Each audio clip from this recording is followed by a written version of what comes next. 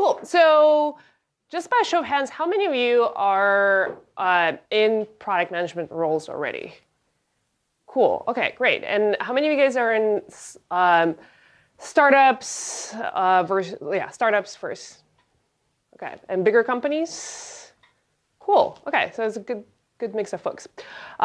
Great. Well, we're going to spend about 20 minutes or so. I'm going to talk a little bit about my journey at Facebook and one specific thing I've learned about product management there, and then we'll just open up for questions and hopefully learn a little bit from each other as well. Cool. So let me. So what I want to talk about is kind of a product management approach of what we call people problems first. So at Facebook, we actually don't call our users, we call them people. So we don't have monthly active users, we have monthly active people. And that one change in how you talk about the end user changes how you think about the product you're building. At least that was kind of the big change for me on how I was perceiving. Like, this is not just a user I'm trying to get to do a thing on my website or on my app, but it's actually a person behind the product that is trying to accomplish a task. And so that's what we're going to talk about today. A little bit about myself. I'm a product lead for a profile and identity team on Facebook. So it is everything that has to do with your profile when you land on there, with profiles of other people when you get there. It's a second most visited surface on Facebook. It's huge. Everyone has it. Prior to joining Facebook, I had my own startup for about 3 to 4 years. It was in travel and local discovery space. I'm also a huge USC fan. That's going to be relevant a little later. Any Trojans in the house? No? It's a bummer. It's a big game tomorrow. Cool. Okay, so let's dive in. When we talk about product ideas, there's always this question, like everyone has a different idea of where do product ideas come from. What do you guys think? Like how do we PMs, product managers, come up with product ideas? User problems. User problems. Customers. Yeah. User needs. Cool. Engineers. Yes. Competitors. It's a good one. Yep.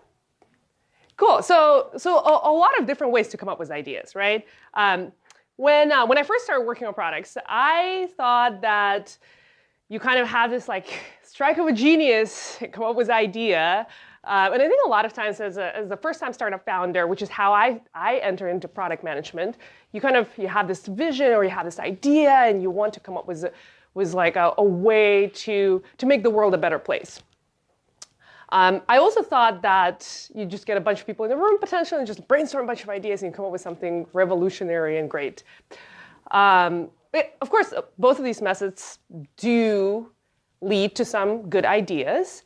But as many of you probably know, Paul Graham, he said something that really stuck with me, even in my startup days, which was, why do so many founders build things no one wants? Because they begin by trying to think of startup ideas. That MO is doubly dangerous. It doesn't merely yield few good ideas, it yields bad ideas that sound plausible enough to fool you into working on them. And when I read that, first I was like, I wish I read this like 4 years ago. This is like 3-4 years into working on my startup. The second, it just like resonated so much with me that like it's not about coming up with an idea or a startup idea. It is about thinking about the people problems. And so when I joined Facebook, what I learned very quickly and very early on, and we're lucky to have a huge research team, but what I learned is that it is all about customers. It is all about understanding what are people doing, what problems they have, and how do we help them just achieve a task and be able to have, whether it's a utility or some other way to entertain themselves, but to actually help people do the thing they're already doing in a better way. So what does that exactly mean? When I joined Facebook, and this is actually an image we used in some of our onboarding. This is literally what I felt like as a product manager on the first day. It's like, I have no idea. I had a startup where I was like the CEO and the legal and everything else you do. And as a PM at a big company, it was my first time.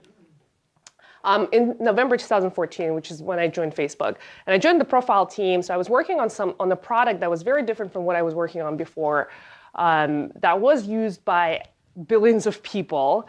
And the question that one of the things I had to figure out early on was, well, what is the big next kind of strategic idea we should tackle? Where is the opportunity as a team, as a product, that we should go in?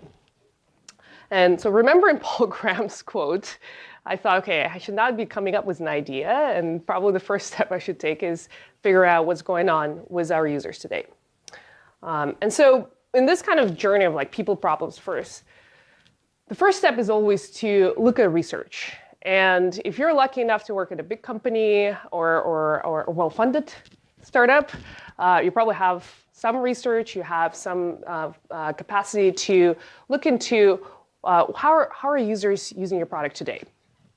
And so this is both like looking at past research, if you have any, but also doing things like interviews, actually it's interesting that like people say like, how do you make decisions based on just like what 10 people said? But the reality is that like after you listen to like 7 or 8, you literally hear the same patterns, like top 2 or 3 things come up. You're just like, wow, like this is incredible that you have such a like usually diverse sample of people and they all encounter the same problems. And we try to do, I mean, we have a very international user base, and depending on your customer base, try to get the customer, like an interview from customer base that represents people who are using your product. So for us, it's not just folks here in the Bay Area, it is someone on a very slow connection in the emerging market, it is someone in maybe in Germany, on a very different network, on very different cultural points of view about the product, how they interact. And so we do research internationally. We do a lot of remote research, as well as bring people into and talk to them. So we've done all of this, and this was kind of like the first couple of months on my team before like even diving into building products. I was just trying to understand what's happening.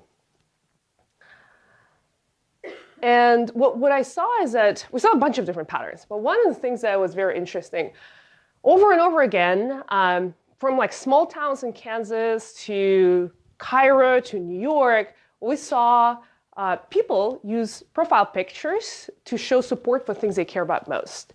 And this was fascinating because there's a lot of different themes, but this was just like super international. Almost everywhere we talked to people, we saw examples of kind of just people using this space to express what they care about.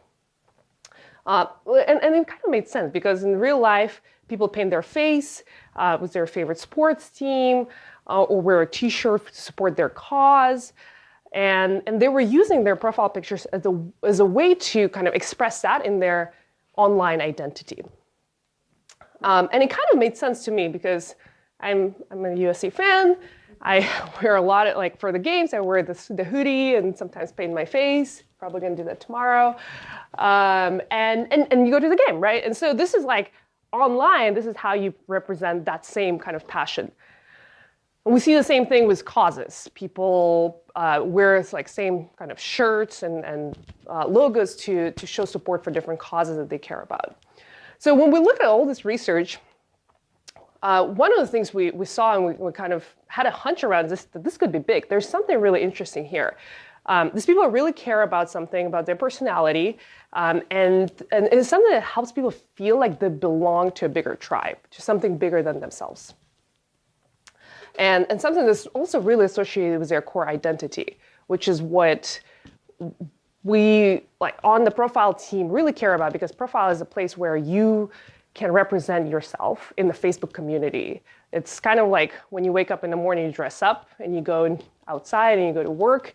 How do you dress up and how do you want to represent yourself? We enable you to be able to do that in the kind of the online community. And so this was one of the things that we saw as an interesting opportunity. And Facebook is used by over 1.3 billion people. So we can enable them to help them express kind of what they care about. then the second step comes in. It's like, oh, okay, cool. This is so exciting. Like, with all these people do this, let's figure out something here. But the second big question is data. How big is this? Can this be really big? Can we really? Is this something small where we kind of come up with a couple ideas and that's it, or could this be really big and exciting? We didn't have perfect information, but we knew it was big enough already. And with the right ideas, we could make it really meaningful at the Facebook scale.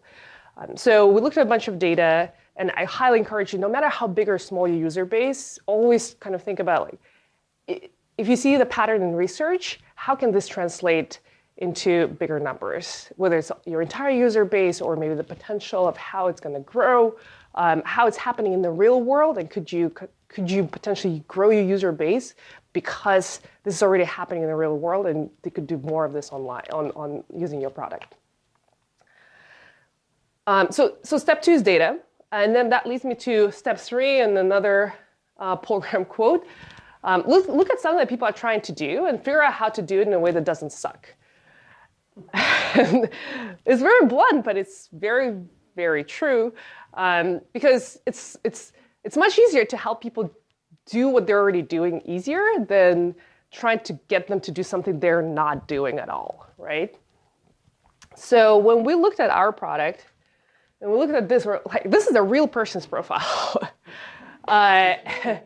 And we're like, whoa, like this is like a lot of work to do, right? And so we're like, okay, well, what are the current pain points of this person trying to represent their really like go blue? They're all about that. It's like, well, they have to go. We asked Stephanie, and she's like, well, I go online, I download an image, then I download another image, then I upload them, and I try to like crop them so they fit the certain layout, and just like really like they spend a lot of time doing it. And it's not viral, so they put it up, and then all their friends are like, how did you do this? And then they try to do it. They may not have Photoshop. So she ends up being the only one with this awesome profile. So we looked at this and said, okay, cool. How do we help her like do this and make it not suck when she's doing this? And so we brainstormed a bunch of ideas, and we came up with a few, and some of you may have seen these, but we came up with like a really, really, really scoped down like MVP.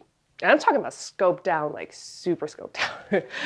Like one engineer and me and like a designer just kind of iterating on this. It took us about 4 weeks from brainstorming to a public test. And what we had is just a few. So we said, okay, we can't really boil the ocean. We can't help everyone do this. We can't come up with all the. It's like you can go broad, right? You can say like all the causes and all the sports teams, and how do we make this really awesome? I said, no, let's just pick 1 or 2, and let's just see if we can make this really work. And this was like August, I think. So college football, as you can already tell, I'm really into college football. College football is coming up. So we reached out to a couple of teams or partners that we had. One of them was Gators, and there's Alabama, and a couple like Oregon Ducks, I think. And we got an MVP out, and we said, okay, just like put like a frame, and what we really built was just the call to action at the bottom, and let's see if people use this thing. Like within the time that the pages posted this to the game, which was I think like a day or two, we had close to 1 million uses, and this is like, you could say like, oh, it's a Facebook scale, so of course like you'll have a lot of users. However, if you think about it, like how many people really care about Florida Gators, maybe not a lot, but like not at the Facebook scale, right? So you really the denominator wasn't that large. And with that said, still people were doing this, and they were doing it at a scale that pointed us in the direction that we are going for something really exciting and big. So this is the step 4 is always figure out what is like the minimum viable product within the like one user base or some group of people where you can test and see very quickly whether the thing is going to work or not. And there are so many things we cut out of this product. Like the list of things we cut out was probably 10 times longer than what we actually built. And it's so much, actually at a bigger scale, it's harder to cut things out because you have the resource and you can be like, well, we could do this and we could do that, and wouldn't it be nice? And we had this focus on let's prove that this thing is actually going to work first. Once we knew it's going to work, and we got a bunch of press actually out of it, which was hilarious. This is when we were like, okay, cool, this is going to be big. Of course, TechCrunch wrote about us. This is awesome. Then step 5 is actually figuring out the V1 of the product. So we're not talking about going from 0 to 10. It's not like, let's take all the lists of things that we decided not to do for MVP and now build it. Let's take the next 2 or 3 things that were on like next P1s, priority ones, and let's build those. And then collect a lot of feedback. So what we decided to do here is empower more organizations to connect with people in a whole new way, to join movements around the world. And so in October 2015, this is about 2 months later, we launched this, what we call the beta platform for profile pic frames that come from verified pages. So we didn't go to all the pages. We only went to verified pages and only a subset of them. And we said, hey guys, we built this platform. You can create your own frame and you can put it out to your fans. And we got this overwhelming, just positive response from partners. Everyone from all the sports teams, I mean, FC Barcelona, Real Madrid, each of those pages have over 80 million fans, different movie studios, other sports teams, NFL, NBA, et cetera. So we knew that there is excitement on their end. And then one of the first frames that we also launched was French flag overlay that came directly from the Facebook's main page in support, this was in November of 2015, in support of the victims of the attacks in Paris. And we just were absolutely overwhelmed by the adoption of this frame. There were over 120 million people who used it in just 2 days. And this was just a moment of solidarity that everyone around the 120 million people were coming from all over the world. And it was just like like for us as still a very small team, it was like truly moving to see so many people coming together in this really dark moment in the real world to connect via our platform and to really show support. And so this really overwhelming adoption showed us that we need to create a scalable solution that for any organization to connect with their fans and to start movements at a global scale, because this platform could really power that. And we also knew that we can't possibly then create frames or art for every occasion, a partner or organization to support all the billions of people. And this was a moment where we knew we had to build the 1 to 10 product. We really needed to build the fully crowdsourced platform that does support all the causes and it enables people to show what they care about. And so the step 6 of this was building a fully scaled product. This took us a while. So we're talking from November to a few months later, where we built a fully scaled platform that allowed anyone in the world to create a frame, whether you're a person or a page, to submit it into the system. It would get reviewed, and then it would become available. And so actually, all of you can do it today if you want to. And we have frames for all types of things, like small high schools in the middle of nowhere, for their like girls' teams, a chess tournament, just all types of things. And we, at this point, we knew that it was a time to, we actually had a product market fit, and it was a time to go that 1 to 10 step.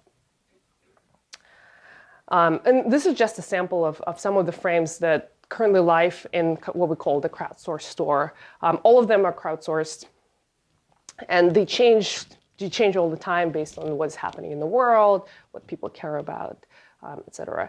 And now this product is one of the more adapted products. People use it all the time, both to create frames and also to just like for Christmas coming up. A lot of people are putting up their like holiday mood and expressing that, which is really exciting for us as a team.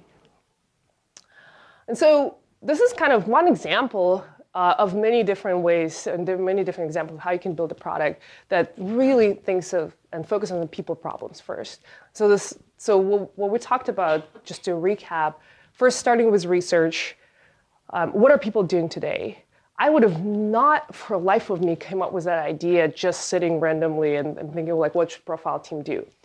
Research was really powered that. It was big enough with looking at data. We saw the pain points in the current flows. We built an MVP very, very quickly. And this is like so important. You have to be able to get out something. The step 4 is very important. You have to get out something very quickly and get that feedback. And then, only then, you build a more scalable version, but you don't do the feature creep. Like, still focus on what is important, what are the hypotheses you're trying to prove or disprove. And only then you're iterating, getting more feedback, and then like the last step is shipping a fully scaled product when you know there is a product market fit. And that's how you can survive also the startup life and be nimble and not get into a feature creep. So this is an example of how I did at Facebook, how I learned about kind of this people-first approach. And I'm happy to now open up to questions. Thank you first.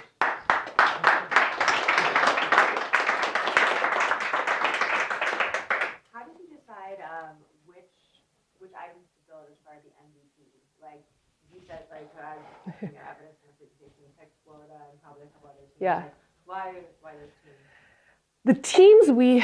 The teams were pretty random. Those were more like where we had. It wasn't like numbers and like the best teams or something. No, we looked at, well, the numbers did play a little bit of a role where we looked at which teams had a decent amount of fan base. In terms of like the page has at least over 100,000 fans, so we know there's some foundation. The Facebook pages, right. So when we partnered with them, we would have like the Florida Gators page would actually make a post with the frame attached to a post, and then that post had that CTA, the try it button at the bottom. And so like when the fans would see it, like they could update their profile picture, and then when they updated, then their friends would see it, and that's kind of like, that was like the key component that we wanted to build is the viral factor, that once you seed it into the system and then people can start updating, would that create kind of the network effect and get more people to do it? And actually we also saw a lot more people ended up following these pages as a result of this, because they would see their friends do it. They're like, oh, cool, this is so awesome. And yeah. Can you maybe describe a little bit how you went about to create the Je suis Paris frame? And I mean, how did it work back in at Facebook? I mean, you obviously you got the news. There's this attack. Was it the user who asked you, or a person who asked you? Or? Well, we didn't have a platform at the time, and this happened, and we felt like this was a moment where our platform could really help unite people and help people express solidarity, and it was also something that was like very timely, so we had to get something out quickly. The flag overlay, we already did something similar before with Pride. So this kind of followed that pattern. Yeah. And then the Facebook page made the post with the flag, and then we had a little over 150 million followers of the page, I think. So anyone who saw it, they adapted it, and then their friends could see that kind of update, and then it went viral. Yeah. So in terms of feedback, what channels do you use to gather feedback? And since this is Facebook, I'm assuming there are tons of feedback, or what tools do you use to digest and to find patterns? It's a great question. There's a lot of feedback. We actually have like a system where you can file bugs. So actually, like our end users can report bugs or can report their feedback, and we get those. We also look at, obviously we do a lot of research, so we bring people in-house. We do remote research and interviews, and then also data. So just looking at patterns, what's happening across the board, and kind of like combining those three things together is how we prioritize. Was there a systematic way that you I know you mentioned like interviews and stuff, but like, did one of the 7 people you interviewed in the beginning, like, oh yeah, I shoot my profile pic all the time, you know, or was it like you sorted through like hundreds of profiles and like, oh wait, people do this, you know what I mean? It's kind of was a combination of both. So like we heard a couple of times in research enough to say like, wow, this is interesting, and then we looked at data.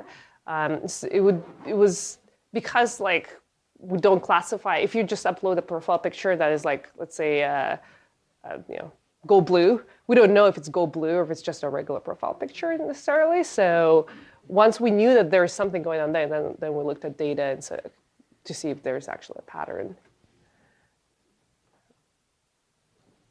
How did you finally stumble on the idea to make like a marketplace for people to be able to design their own images rather than your own designers to do it? Like, at what point did that become the obvious solution? We had a hunch from the beginning that that's where we need to go eventually, but probably within the first month or two, once you do Go Blue or Gators, all these other schools, right, say like, well, what about me? And once you do one cause, it's like, what about all these other causes? And that's when we knew there's no way we can design for every cause. There's no way we can even guess what every single person really cares about, and so pretty quickly we knew this is a direction we need to go into. There's a question in the back. What were your KPIs, and how did you know it was big enough to do it? Like, if the MVP was maybe 1,000 people did it, 10,000 people, like, how would you have determined if it was good enough or not? We would probably look at, we looked at kind of how many people did it versus how many people were exposed to it or had an opportunity to do it. It depends product by product. I mean, in this case, we had over 1 million people do it within the first week. So it was pretty clear that this could be pretty big.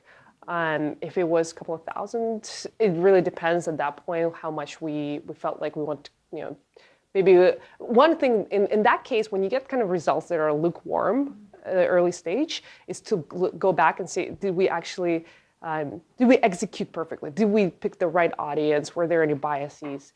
Were there any bugs? Were there any other issues? Before kind of like giving up on it just based on numbers.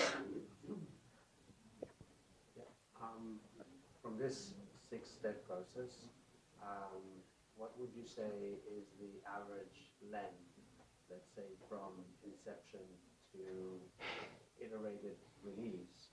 And what would you say is the section that you spend most time in? I mean, there's no average length, to be honest.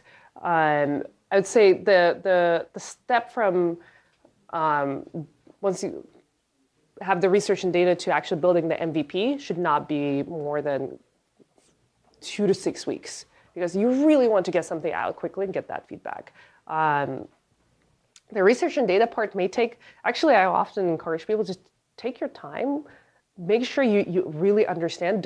It's so easy to jump to assumptions. Once you hear something that potentially is like exciting to you and the idea, you're like, oh yeah, like I'm absolutely a genius. I already thought about this. It's very tempting to jump in and start building, but that's really actually the stage where you should kind of avoid that urge and make sure that you really understand and validate it. So the step 1 and 2 could take longer than actually step 3 of building, for example. And then from that to building out a full product, the 1 to 10 product, that could take a while. That actually, the last step probably took the longest for us, but it's because we iterated a bunch. We were looking at data, where people, like where are the drop-offs, what's happening, doing a little bit more research, understanding kind of what were the pain points, where the product sucked now that we build it, and really getting kind of the right flow. You had a question there? Yeah.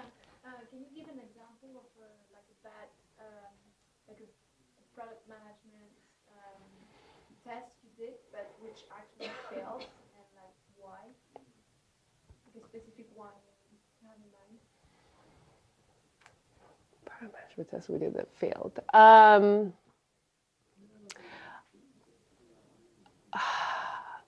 Let me think about that. Yeah. I'll get back to you. I'm going to think about it. One sec. Yeah. A similar question. So there's some features that Facebook in general has pulled back, Uh-huh. removed. And so let's say in the case of, you said people put the Gators frame on, and then the number of likes to the Gators page increased. Let's say, for example, let's say that was negatively correlated. Like for something. So we see that we do this, and then behaviors that drive our revenue decrease. How do you pull things back? What is the process? Yeah. In your job that gets things to be pulled off? Yeah, I mean, as a PM, you're responsible not just for the success of your product, but for the success of the overall health of the app and the product and the system. So we always have countermetrics and top level metrics that we look at. And if we're your product's significantly negatively impacting something, the first step is to figure out why. Right? What is happening? How are you changing user behavior that is so negatively impacting a product or a metric? And then if it truly is like this is just a trade-off, then you have to think about like what is your recommendation? Like a lot of times as a PM, even if it's a successful thing for your product, you actually say like, no, this is not the right thing for the system because of this trade-off, so we're going to pull this back. But sometimes you may feel pretty strongly that this is the right trade-off to make, and you have that discussion with other product managers or the leadership, and then you figure out kind of what to do next. Like a peer level between product managers, for example. It depends. My button versus their button. Yeah. Technically, is that how the decision gets made at Facebook? It depends. It depends on the button. Okay. Yeah. There was a question in the back. Sorry. So you mentioned that spending a lot of time on steps 1 and 2 is important. But I feel like often, as I've seen, like step 2 can be difficult for a lot of companies because a lot of companies tend to have like data issues, for lack of a better word. Yeah. So I guess I'm just wondering, like, and for a lot of companies, like it's easy to gather like really qualitative insights from research, but it's hard to like actually tie that to a numerical like business case Totally. or potential. So like, I mean, how did you identify that there is enough like enough people changing their profile pictures to causes to quantify that, or like is it just because Facebook has like really good insights on photo analysis, or like? Yeah. I mean, I had a startup, so I can totally relate to lack of data or bad data. I think it's a combination. When I say like the step 2 of data, it doesn't necessarily have to be like you have all this wealth of data as like your users are doing this thing. A lot of times it is looking at the competition or even how they're doing it in the real world. Could this be really, really big? And it doesn't necessarily have to be happening on your platform today. And so a lot of times it's a combination of kind of understanding the market landscape and also intuition. And this is where like a big part of this was actually intuition from our side, where we felt pretty strongly that like people really, really care about these things. And like if they go out of their way to paint their face in the real world, like they are likely to click a button to show how they feel on our platform. And so it's kind of a combination. With the lack of data, it's a combination of intuition and then any data you can find to validate it. So could you please share a less sexy story, like some product got cut off after the MVP and why you made that decision? Yeah, going back to your question. So, I was thinking in the back of my mind. Well, I mean, I definitely can talk about my startup, which I didn't really cover much, where my product management experience didn't go so well. And so one of the ideas we had, the original idea was around building a platform to connect travelers with like-minded locals. And so the hypothesis we had is that, like, imagine like when you travel, instead of just going on the top 10 things to do, you can actually meet someone who is similar age, has similar interests, and you could kind of almost have like a local friend anywhere you go. And hypothetically, when we pitched this, everyone loved it. Everyone's like, yeah, like I would totally use this. It's so great. I'm such a worldly person. And we built the first version of it, and we had a bunch of actually locals sign up, which we thought was going to be the bigger problem, is getting locals interested. A bunch of locals signed up, like, yeah, we're so excited. Like, we're here in like Jakarta. We want all these like Westerners coming here and like to get to meet them and practice our English. And then we're trying to market it to travelers, and they're just like, yeah. I mean, they would sign up, but then when they go there, they actually want to do the top 10 things to do. They don't want to go off the beaten path, even though they tell us that, even in research, right? They would be like, yeah, like I'm totally worldly, and I want like that like hole in the wall place. Actually, no. And so this is one of the and as a small startup, it's like terrifying when you realize you spent all this time building a product and there's no product market fit, and you have to like write these like updates to your investors and like, this thing is not working, we're gonna have to pivot, and that was pretty hard. But the numbers were so clear, and like when we did that we knew that we had to pivot.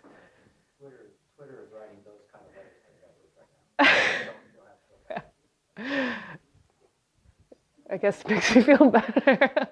Thank you. That's a good point. So before the MVP, like you were mentioning like how to develop that and then like, or how to build the MVP first and like which features to prioritize and whatnot. Like, how fleshed out were those ideas? And then like, did it change over time, I guess? That's a great question. How fleshed out were those ideas? There were, what was fleshed out was the key hypotheses we had. Like we knew what were the questions we needed to answer to actually like know if we can even convince to put more people in this thing and like grow this product. The actual ideas changed a bunch. I mean, we had the early idea that how it's going to work, and then we put it out in front of people, and they like did not understand. Even like everything from the copy, like what the copy said, and even to this day, a bunch of people think this art. There's a ton of art in the system. A lot of people think that Facebook makes them, right? And we've done everything we could to try to communicate that this is done by the Gators page, and this is done by FC Barcelona, et cetera. And that is still an ongoing kind of product iteration on our side. So a lot of things have changed from like the early days. But what's really important is to know like one or two things you absolutely have to prove are working in order to kind of move on to the next stage. Even before you get to that stage, when, let's say, the three first ideas come up and a group of the people agree that it's something worth pursuing, how do you pitch it to the different stakeholders? You have designers, you have people that are going to possibly reach out to clients that are looking for those MVPs to test the first iteration out. How does that get pitched on the table so it actually transforms into, okay, let's go ahead and build it? Yeah. So we actually have this really awesome thing called hackathons. So I pitched this to I just need 2 or 3 people on my team who probably would be interested. And student engineers were super interested in helping out. And so this actually started as a hackathon where we have you basically have 24 hours to build whatever you want. And then everyone gets to present it in front of this kind of like a group of judges that are picked by the committee, the hackathon committee. And then from there, they pick the top projects, and you get to pitch them to Mark. So that's how we got to, and we also internally showed them to our VP, here's the stuff that we came up with in our hackathon. And that's how we got the early kind of pitch. In terms of pitching engineers and designers, a lot of it was like trying to identify who was interested in like causes or sports, and just being like, wouldn't you want FC Barcelona frame on profile? And then like helping them kind of envision, get as excited as you are, and pitching it kind of from their angle, and then taking it from there. So that's how, like, actually, yeah, like the first two guys I pitched, they just bought into the sports idea, and we took it from there. How do you know when you're done? Like, how do you know when you need to like sort of like move some resources off of this particular initiative and onto something else? That's a great question. I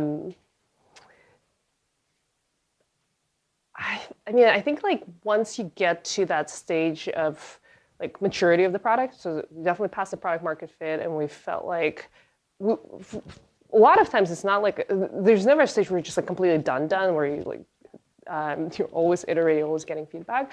But I think when you get to a place where you feel like this, like people, it's working on its own, people are using it.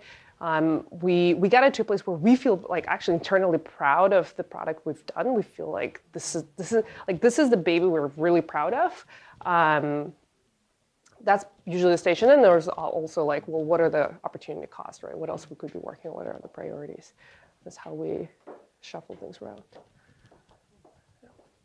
Yeah. You mentioned that this one came out of a hackathon. Do you use sprints a lot? What? Like a design sprint or something? Is that generally how it starts? Meaning where your cycle on this one was like 4 weeks to your first test? We do use design sprint cycles. We did not use it for in this particular case, but yeah, it depends on the scale of the project. I think like usually something medium scale, we would use like a design sprint. Something smaller, like with hackathon ideas, a lot of times you don't even have the resources to run a design sprint. Like 5-day thing was like, and like 5th day being the in-lab research. A lot of times you just kind of hack something together and get it in front of the employees, which is enough usually to get feedback. And then you take it from there. But you were saying, sorry, when is it best to use a design sprint? Oh, well, in this case, we did not have it, and mostly because we didn't have the resources. We would use a design sprint in the cases where we already have, for example, a buy-in from leadership or from our management to make a change or a bigger change, or there's an initiative or something that like we really need to go tackle. Then you have a bigger group of people, because design sprint requires 5 days, and you need cross-functional partners and kind of a whole spectrum of things. Thank you so much. Yeah, of course. Yeah. I'm kind of curious from a process perspective. How many levels of management did you have to go through to like push this live, or was it just like, so you mentioned it was like 3 people, because you guys have pushed it live. I'm just curious, like at Facebook, you have to like constantly get stakeholders involved instead of peer reviews, and you know. It's pretty like, I mean, that's the most awesome part about Facebook, is just it's super move fast. Anyone can push code.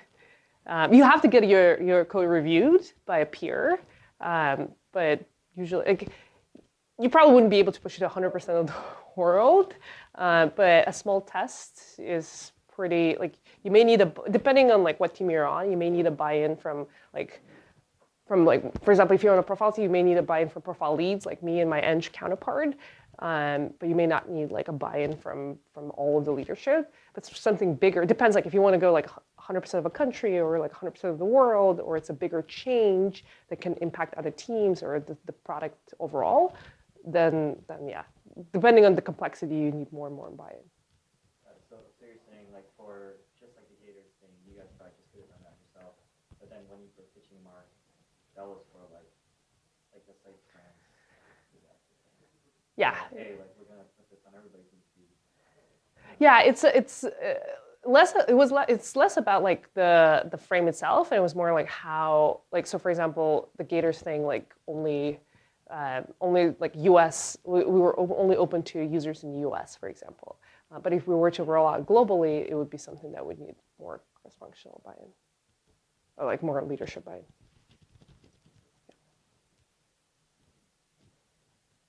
Cool. A lot of questions. How many different product teams are there at Facebook that you know of? A lot. Actually, I don't even know how many there are.